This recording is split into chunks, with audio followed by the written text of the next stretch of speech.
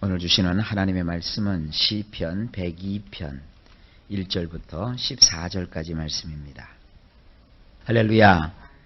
오늘 이 시편 102편 말씀을 보면 그 시편을 소개하는 글이 1절 윗부분에 자그마한 글씨로 되어 있습니다. 거길 보면 곤고한 자가 마음이 상하여 그 근심을 여호와 앞에 토하는 기도라고 되어 있습니다. 오늘 이 시편은 기도의 시입니다. 기도. 근데 어떤 기도냐 하면 고통을 받고 또 억압을 받고 아주 아픔을 가지고 혹은 또 실패를 경험한 혹은 괴로움을 가지고 있는 그런 사람의 기도입니다. 근데 지금 그가 어떻게 되어 있느냐 하면 마음이 상했어요. 마음이 상해서 그가 근심 속에 빠져 있습니다. 마음이 상하여 그 근심을 하나님께, 하나님 앞에서 다 내려놓는 거예요. 그의 그 마음에 여기 지금 근심이라고 되어 있는데 사실은 마음의 불평이죠. 마음에 불평이 있고 또 마음에 그러한 여러 가지 걱정거리가 있는데 그것을 하나님 앞에 지금 다 쏟아놓는 기도예요. 다 쏟아놓는 기도. 이런 형태의 기도를 우리는 또 익힐 줄 알아야 됩니다. 우리가 인생을 살아가는데 내 마음대로 모든 것이 되질 않지 않습니까? 내 뜻대로 모든 것이 이루어진다면 얼마나 좋겠어요. 그러나 인생을 살다 보면 때로 내 마음대로 되지 않을 때가 있다고요. 내 계획대로 모든 일이 되지 않을 때가 있다고요. 그러면 마음에 뭐가 찾아오느냐? 불평이 찾아와요. 또 그것이 이제 근심이 되죠. 불평이 우리 속에 찾아오면 그것 자체가 죄는 아니에요. 그런데 그 불평을 마음속에 그대로 담고 있다가 이것이 죄로 발전하게 돼요. 그래서 불평이 지나치면 하나님을 향하여 원망하게 되고 또 더 나아가서는 하나님을 거역하게 되고 그리고 아주 하나님이 가장 싫어하는 바 우상을 하나님의 자리에 대치시켜버려요. 그래서 믿어도 소용이 없어. 내가 하나님을 믿은 것이 헛것이야. 이런 생각을 가져요. 그럼 그때는 벌써 그것이 뭐냐? 죄에 빠지게 되는 거예요. 우리가 때로 인생을 살아가는 동안에 어려움은 겪을지언정 죄를 져서는 안 되는 거거든요. 또 우리가 마음속에 어떠한 그 불평스러운 마음이 있다 할지라도 그것을 해소를 못해가지고 그것이 죄로 발전해서는 안 되는 겁니다. 그래서 마음에 그런 불평이 있거나 또 불만이 있거나 또 마음에 어떤 그 괴로움이나 근심이 있을 때는 그것을 반드시 하나님 앞에 나와서 하나님께 다 토하여 내야 돼요. 다 내려놓는 것입니다. 그러니까 자기 마음에 있는 얘기를 다 쏟아놓는 거예요. 그런 기도를 오늘 여기서 배울 수가 있습니다. 자, 어떤 내용이길래 그러느냐? 그 내용을 좀 한번 살펴보겠습니다. 1절입니다. 여호와여 내 기도를 들으시고 나의 부르짖음을 주께 상달케 하소서. 원문을 보면 여호와시여 나의 기도에 귀 기울여 주소서. 내가 도움을 청하며 부르짖는 것이 당신께 도달하게 하소서. 그러니까 지금 막 애절하고 간절한 것이죠. 하나님 제발 내 기도에 귀를 기울여 주세요. 딴청을 피우지 마시고 좀 제발 내 기도에 귀를 기울여 주세요. 하나님의 관심을 나에게 돌려달라고 애절하게 지금 호소하고 있는 것입니다. 지금 나는 도움이 필요해서 그 도움을 하나님 앞에 청하며 부르짖고 있습니다. 이 부르짖음이 나 혼자의 지절걸음이나 나 혼자의 고백이 되지 않게 하시고 이 나의 간절한 부르짖음이 하나님 앞에까지 도달하게 해주세요 하고 그런 그 간절함을 표현하고 있습니다. 나의 괴로운 날에 주의 얼굴을 내게 숨기지 마소서. 주의 귀를 기울이사 내가 부르짖는 날에 속히 내게 응답하소서. 다시 한번 반복이 됩니다. 원문으로 보면 2절에 당신은 숨기지 마소서. 당신의 얼굴을 나에게서. 내가 비탄에 빠져 있는 날의 말입니다. 나를 향하여 당신의 귀를 기울이셔서 내가 부르는 날에 신속히 대답하여 주소서. 평상시에 하나님께서 나를 모른 척해도 그건 별로 내 마음에 불만사항이 아니에요. 근데 지금은 뭐예요? 비탄에 자기가 빠졌단 말이에요. 그런데 비탄에 빠졌을 때 하나님이 느껴지질 않는 거예요. 하나님의 얼굴같이 나를 향하고 계시고 하나님이 나를 붙잡고 계시고 하나님이 내 기도에 응답하시면 참 감사할 텐데 이상하게 말이죠. 어려움을 겪을 때는요. 기도가요. 잘 안 돼요. 참 이상한 거예요. 마음에 기쁨이 있고 마음에 막 소원이 있고 되는 일이 잘 되고 하는 일이 참 형통하게 술술술술 풀릴 때는요. 기도도 잘 나오죠. 기도도 잘 되는 것 같아요. 그런데요. 막상 어려움이 나의 삶 속에 찾아오고 인생의 어두움이 내 앞에 짙게 안개처럼 들이올 때 그때는요. 기도도 잘 안 돼요. 그래도 이 설교자는 계속 얘기한다고요. 어려울 때일수록 하나님을 찾아야 된다고. 어려울 때일수록 하나님께 부르짖어야 된다고. 근데 실제로 제가 10사람의 성도들을 보면요. 어려울 때 하나님을 간절히 찾는 사람은요. 11조밖에 안 돼요. 1명 정도 될까 말까 그래요. 조금 어려우면 금방 휙 돌아서요. 예배도 참석을 안 하고요. 기도도 안 하고요. 하나님 앞에 그냥 투덜대거린단 말이에요. 여러분 그런 연약한 자들을 여러분들이 신앙의 성숙함을 가지고 좀 이렇게 도닥도닥 거려주고 인도해 주셔야 돼요. 근데 더 문제는 뭐냐면 그렇게 성도들이 어렵고 힘들 때 기도가 나약하고 또 마음이 약해서 자꾸 넘어질 때 가서 붙잡아 주는 자들도 막상 자기가 어려움을 겪으면요. 이 사람이 더 심각한 시험에 들어요. 그러니까 신앙이 약한 사람은 시험이 와도 약하게 왔다 가요.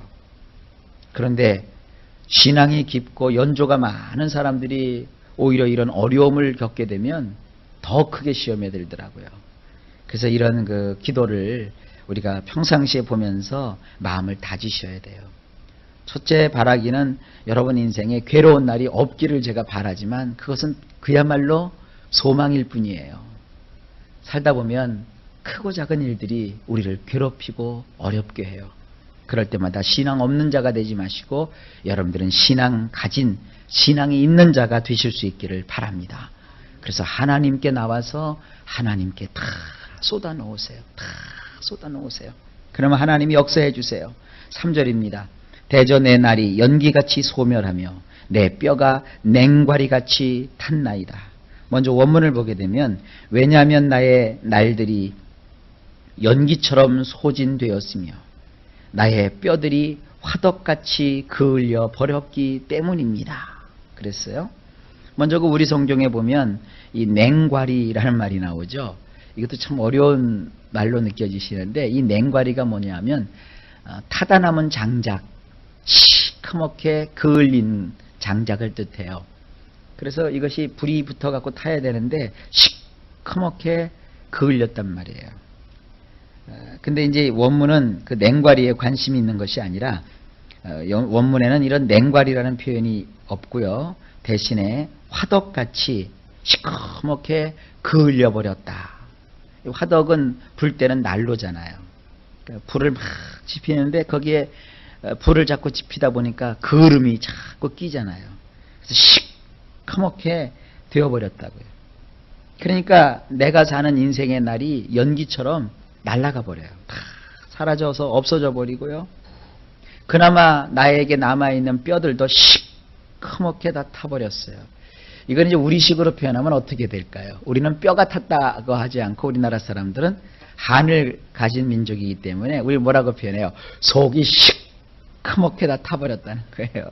속상하면 속이 다 타버리잖아요. 아이고 속타, 아이고 속상해 막 그러잖아요. 그러니까 우리나라 사람들은 이 속이라는 개념이 있더라고요. 아이고 속이 상했다. 상했다는 게 뭐예요? 속이 다 너덜너덜해졌다는 거 아니에요. 아이고 속이 탄다는 거예요. 속이 탄다. 그러니까 속이 시커멓게 타버렸다는 거예요. 얼마나 지금 마음에 괴롭고 아프면 이렇게 얘기를 할까요? 4절에 내가 음식 먹기도 잊었으므로 내 마음이 풀같이 쇠잔하여 싸우며 원문을 보면 이렇습니다. 풀과 같이 꺾여서 말랐나이다. 무엇이? 나의 마음이. 해서 나는 음식 먹는 것조차 잊었나이다. 여러분 막 속상하면 입맛도 없지요. 물론 이제 어떤 분들은 스트레스 풀을 때 보면 먹어서 풀더라고요. 근데 사실 스트레스 받았을 때 먹어서 푸는 것은 가장 나쁜 거예요. 살이 쪄요. 그런데 여기 지금 시편 기자는 말이죠. 살은 안 찔 것 같아요. 왜냐하면 속에서 막 속상하고 속이 시커멓게 탔어요. 그리고 자기가 꺾인 풀로서 새파랬던 풀이 이제 꺾였으니까 배실배실 바삭바삭 말라버렸다고요. 내 마음이 그렇다는 거예요. 그래서 나는 지금 음식도 내가 먹지 않겠다는 거예요. 음식조차 먹는 거, 그것을 잊어버렸다는 거예요. 5절. 나의 탄식 소리를 인하여 나의 살이 뼈에 붙었나이다. 원문은 이렇습니다. 내가 탄식하는 소리에 나는 피골이 상접하였나이다. 여러분, 피골이 상접했다는 말이 뭡니까? 이 피자라고 하는 것이 피부고요. 골이라고 하는 것이 뼈다귀예요. 그러니까 우리가 완전히 살이 다 쭉 빠져버렸어요. 걱정하느라고. 그래서 피골이 상접해졌어요. 탄식하면서. 아주 굉장히 지금 어렵고 힘든 그런 나날을 지금 이 사람이 겪으면서도 하나님을 놓치지 않는 거예요. 이걸 배우라는 거예요. 우리 인생 속에 하나님을 하여간 놓쳐서는 절대로 안 돼요. 6절입니다. 나는 광야의 당아새 같고 황폐한 곳에 부엉이같이 되었사오며. 원문은 이렇습니다. 나는 광야의 펠리컨 새와 같고 사막의 부엉이같이 되었나이다. 우리 성경에는 이 당아새라고 나와 있죠. 근데 이 당아새가 이게 제대로 된 표현인지 아닌지는 저는 잘 모르겠습니다. 새에 대해서 잘 모르니까요. 근데 보통 이것은 요즘 사람들은 이 펠리컨이라는 새가 있어요. 이렇게 거위처럼 생겼는데 좀 커요. 큰 새인데 이 새는 광야에서, 이 광야라고 하는 것은 먹거리가 별로 없는 것입니다. 이 펠리컨 새는요, 이 목 부분에 이렇게 음식 먹을 것을 저장을 해놓고 다녀요. 그리고 나서는 이렇게 그 먹을 것이 없을 때 그것을 이렇게 내어서 자기가 되새김질해서 이렇게 먹는 새로 알려져 있습니다. 좌우지간 자기는 펠리컨 새처럼 자기 속에 담아둔 것을 어떻게 하는 거예요, 지금요? 곱씹고 곱씹는 거예요. 여러분, 왜 어렵고 억울한 일 당하면 잠이 안 오죠? 왜 안 와요? 자꾸 생각이 나잖아요. 아이고, 내가 왜 그걸 그때 그렇게 했을까? 아이고, 내가 왜 그때 그 얘기를 했을까? 내가 왜 거기다가 손을 댔을까? 아이고, 내가 왜 그 사람 말 안 만났어야 되는데 왜 그랬을까? 하고 자꾸 자기를 어떻게 해요? 자책하잖아요. 먹을 것이 없어가지고 평상시에 이렇게 먹을 음식이 있으면 속에다가 저장해 놨다가 어려울 때 꺼내서 먹는 새처럼 내가 자꾸 내 속에 담아뒀던 것을 그걸 쏟아내지 못하고 그걸 곱씹고 그래요. 여러분, 용서라는 게 뭐예요? 잊어버리는 거거든요. 근데 우리는 용서를 잘 못해요. 왜 못해요? 잊어버리면 손해가 나는 것 같아가지고 그래요. 그거 내가 그냥 용서해버리면 될 것 같은데 우리 마음이 안 그래요. 우리는 마음이 펠리컨 새처럼 우리 어딘가에 그것이 이렇게 담겨져 있어요. 얼만큼 오래 담겨지는 줄 아세요? 내가 10살 때 아팠던 것이요, 60이 되고 50이 되는데도 내 속에 있어요. 내가 15살 때 당했던 일인데 세월이 한 30년, 40년이 지났는데도 내 속에 그게 그대로 머물러 있어요. 그래서 어느 날 보면 그것이 다시 내 속에 탁 떠올라요. 그래서 나를 어떻게 버려요? 그것이 나를 또 괴롭혀요. 또 괴롭히고요. 그래서 여러분들이 정말로 예수 믿으면요, 회개가 필요한 거예요. 회개라고 하는 것은 뭐냐면 그거를 다 이제 떨쳐버리는 거예요. 다 떨구어 버리는 거예요. 근데 내 마음속엔 자꾸 그걸 떨구어 버리면 나만 손해보는 것 같아요. 나를 어렵게 하고 괴롭게 했던 사람이 나한테 와서 용서해달라고, 내가 그때 정말 잘못했다고, 이러면 좋은데 몰라요. 새까맣게 잊었어요. 나에게 그렇게 아픔을 주고 상처를 준 사람이 내 앞에서 오히려 더 뻔뻔스럽게 떵떵거리고 말이죠, 나 몰라라 하고 있어요. 그리고 심지어는 나보다도 더 잘 돼 있어요. 그러면 여러분들 용서가 안 돼요. 그래서 그걸 막 가슴에 묻고 말이죠, 그거를 몰돌쳐버려요. 여러분, 그럼 어떻게 되느냐 하면 여러분만 고생이고 여러분만 손해예요. 그러니까 하나님을 믿는 거예요. 하나님은요, 그 모든 것을 다 보셨어요. 다 아셔요. 갚아주실 거예요. 그러니까 여러분들 20살 때 당했던 어려움, 그거 다 떨쳐버리세요. 그게 안 되면 기도함으로 막 떨쳐버리세요. 다 토해내버리세요. 그리고 나서 잊어버리세요. 하나님께 다 일러버리고 다 여러분 뽑아버리세요. 그리고 여러분들이 30대에 겪었던 어려움이 있으면 그것도요, 다 용서해버리세요. 목사님 손해나는 거 아니에요? 아니요, 손해 안 나요. 그거 붙잡고 있으면 오히려 더 큰 손해가 나요. 그게 다 우리 마음속에 응어리지면 그게 암이 되고 신경성이 되고 그것이 무슨 류마티즘이 되고 그런 거예요. 여러분, 그러니까 그런 거 다 빼버리시고 그 빈자리에 뭘 채워넣으시느냐? 하나님의 은혜를 채워넣으세요. 그 다음에 사막에 부엉이 같이 되었다 그랬어요. 부엉이가 어떻게 울어요? 부엉 그러죠? 그 부엉이 소리를 한번 가만히 생각해 보세요. 벙, 벙. 여러분, 어려운 일 겪으면 어때요? 엉엉 울죠? 부엉이 마냥? 부엉이가 한낮에 부엉 거리는 거 봤어요? 저기 부엉이가요, 은밀한 곳에 어두울 때, 부엉이는 야행성이거든요. 그래서 그 야행성 새가 야행성 육식 동물을 이렇게 잡으려고 부엉하고 있다고요. 부엉이 마냥 그것도 캄캄한 밤중에 잠 못 자고 눈을 땡그랗게 떠서 시뻘개져가지고 벙 하고 울고 있단 말이에요. 여러분, 내가 지금 그렇다는 거예요. 여러분, 이렇게 살면 얼마나 힘들까요? 얼마나 힘들까요? 근데 이제 7절을 보세요. 내가 밤을 새우니 지붕 위에 외로운 참새 같은 아이다. 우리 성경은 이렇게 되어 있는데 원문 성경은 이래요. 나는 뜬 눈으로 밤을 지새우니 지붕 위에 외로운 새와 같은 아이다.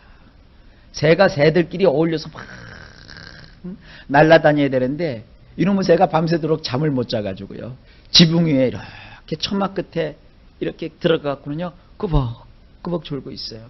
여러분, 마음에 근심을 가지면 말이죠, 남들 잘 때 자지 못하고 남들 일할 때 일하지 못해요. 그러면 누구만 손해예요? 나만 손해죠. 남들 잘 때 한숨 더 자야 되고요, 남들보다 일찍 일어나서 남들보다 더 열심히 일해도 이게 먹을까 말까 하고 살까 말까 한데, 남들 잘 때 억울해서 부엉부엉거리고 밤을 지새우며 밤 한잠도 못 자고, 동력의 해가 떠올랐으면 일어나가지고 하루를 시작을 해야 내가 벌이가 있을 텐데, 이게 피곤하니까 외로운 새가 되어서 아무것도 못해요. 이러면은 여러분, 우리 인생이 어떻게 돼요? 뜨는 게 아니라 진다고요. 8절을 보세요. 내 원수들이 종일 나를 회방하며 나를 대하여 미칠 듯이 날치는 자들이 나를 가리켜 맹세하나이다. 여러분, 그렇게 사시면 어떤 일이 벌어지느냐? 원문을 보면 이렇습니다. 모든 날 동안 나의 원수들이 나를 비난하오며 나만 보면 미친 듯이 달겨드는 놈들이 나를 대적하기로 맹세하였나이다. 여러분이 원수에 대해서 억울함만 가지고 괴로워하면 원수들은 오히려 더 길길이 뛰어요. 여기 굉장히 재미난 표현이 나와요. 나만 보면 미친 듯이 달겨드는 놈들. 이게 한 단어예요. 원문으로 보면. 나만 보면 가만히 있다가도 미쳐가지고 말이죠, 나를 잡아먹으려고 달겨드는 그런 놈들이 서로 뭉쳐가지고 나를 대적하기로 맹세했단 말이에요. 그리고 그들은 종일토록 내가 사는 모든 날 동안 나를 비난해요. 여러분, 그러니까 스스로 부엉부엉거리고 스스로 곱씹지 마세요. 여러분만 손해예요. 오히려 원수들이 여러분들을 그렇게 공격할 빌미가 되는 거예요. 사탄은요, 우리에게 가장 큰 원수인데, 우리가 마음이 약해져가지고 불만하고 불평을 품으면 사탄이 어떻게 하느냐? 여러분, 가만두지 않으세요. 하나님은 우리가 연약하고 아플 때 아이고 불쌍해, 아이고 내 사랑하는 딸아, 내 사랑하는 아들아, 네가 왜 이렇게 힘이 드냐, 이렇게 막 우리를 위로해 주시는데요, 마귀라는 놈은요, 우리가 연약해지면 어떤 줄 알아요? 내 밥이다, 내 밥이다. 그래서 우리가 완전히 두 손 두 발 놓고 축 처질 때까지 기다리고 앉아 있어요. 마귀는 절대 여러분들을 불쌍히 여기지 않습니다. 좀 더 나가서 세상은 여러분들이 나 없어, 나 부족해, 나 가난해, 그러면 여러분 불쌍히 여길 것 같죠? 아니요. 세상은 여러분들을 아주 더 잡아먹어 버리려고 그래요. 약해지시면 안 돼요. 하나님을 믿는 믿음으로 우리 마음을 회복해야 돼요. 그리고 살 용기를 가져야 돼요. 그리고 기필코 나는 해낼 거야 하는 이런 의지와 투지를 가져야 돼요. 그리고 어려울수록 더 하나님을 붙잡고 기도하면요, 마귀가 이놈 봐라, 그래서 바짝 긴장을 하고요, 무서워서 벌벌벌벌 떨어요. 사람도 마찬가지예요. 여러분들이 그 악살이 난 상황에서도 하나님을 붙들고 믿음을 의지하고 기도하며 나가면 사람들이 여러분들을 무시 못해요. 야, 저 사람이 뭐가 있긴 있나 보다 이래요. 9절 보세요. 나는 죄를 양식같이 먹으며 나의 마심에는 눈물을 섞어 싸우니. 원문은 이렇습니다. 그리하여 나는 죄를 음식같이 먹으며 눈물 섞인 것을 마시나이다. 10절에 이는 주의 분과 노를 인함이라. 주께서 나를 드셨다가 던지셨나이다. 이는 당신께 없어 분노하셨고 진노하셨기 때문이나이다. 당신은 나를 높이 들어서 멀리 내치셨나이다. 11절 내 날이 기울어지는 그림자 같고 내가 풀의 쇠자람 같은 나이다. 원문은 이렇습니다. 나의 날들은 그림자처럼 쭉쭉 길게 늘어졌으며 나는 풀처럼 말라버렸나이다. 자, 이러는 거예요. 그래, 맞아. 원수가, 내가 약해지면 원수가 급성해서 나를 잡아먹으려고 할 거야. 이제 나는 마음을 돌이켰어. 나는 죄를 음식같이 먹을 거야. 눈물 섞인 것을 마실 거야. 이게 굉장히 부정적인 것 같지만 이게 굉장한 거예요. 여러분, 조금 아까 그 사람이 뭐라고 그랬어요? 4절에 나는 음식 먹는 것조차 잊었다고 그랬잖아요. 근데 이제 이 사람이 마음이 바꿔져요. 지금 뭐를 먹어요? 죄를 음식같이 먹어요. 죄라도 삼키겠다는 거예요. 내가 이제 이렇게 쓰러져서는 안 돼. 내가 이 죄라도 먹을 거야. 그래서 기운을 차릴 거야. 눈물이 줄줄줄줄 지난번에 흘렀어요. 근데 그냥 이제는 내가 좋아. 내가 눈물 섞인 이 물이라도 내가 마실 거야. 그래서 내가 다시 일어날 거야. 그래, 내가 재수가 옴붙어서도 아니고 저놈들이 나쁜 놈들이 그래서도 아니야. 하나님이 나에게 진노하신 거야. 하나님이 나를 치신 거야. 하나님이 나를 번쩍 들어서 멀리 내동댕이 치신 거야. 그러니까 누구한테만 잘 보이면 돼요? 이제 하나님께 돌아와서 하나님이 나를 내치셨으니까 내치신 내 하나님이 다시 나를 회복만 시키시면 되는 거잖아요. 내가 나의 인생을 보니까 나의 인생의 날은 지금 그림자처럼 쭉 쳐져 있어. 그림자는요, 해가 중천에 떠 있을 때는 그림자도 짧아요. 그죠? 근데 해가 저기 서산으로 뉘어질 때는 그림자도 길어져요. 내 인생이 지금 이렇게 길게 늘어져 있단 말이에요.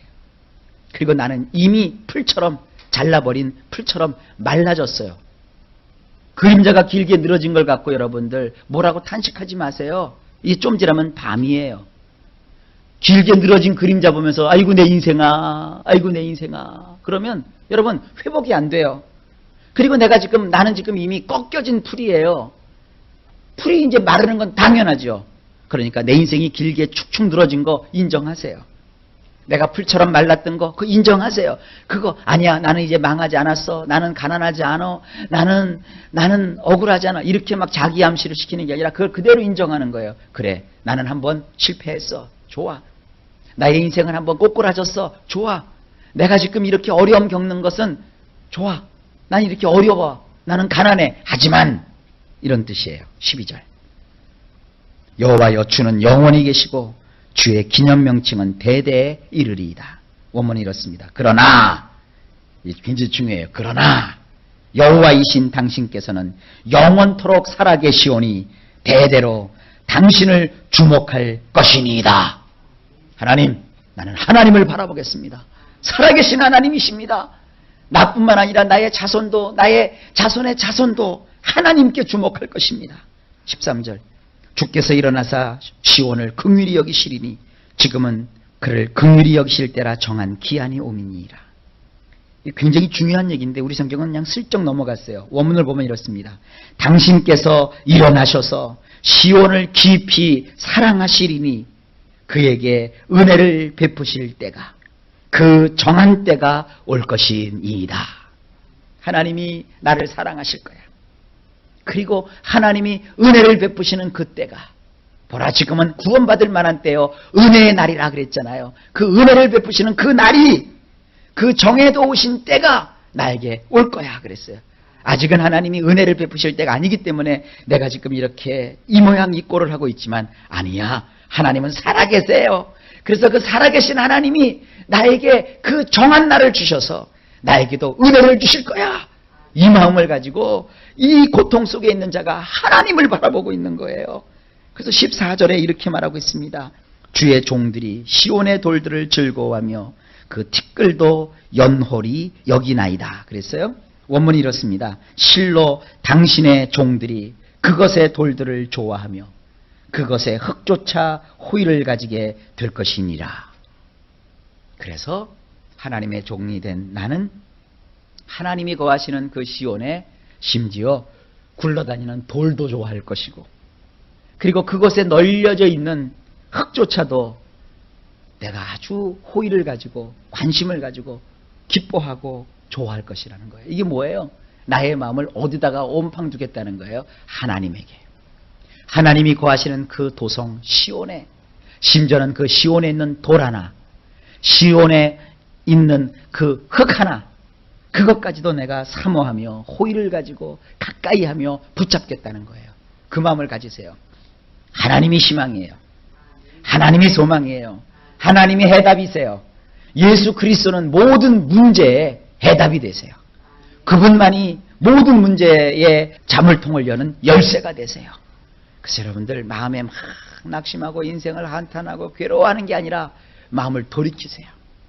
밥도 안 먹고 맨날 축 처져서 끙끙끙끙, 부엉이 기억하세요? 부엉하고 계지 마시고 하나님을 바라보며 살아계신 하나님, 결국은 나에게 은혜를 베푸시는 그 하나님, 내가 그 하나님에게 속한 모든 것을 기뻐하며 하나님께 나아가겠나이다.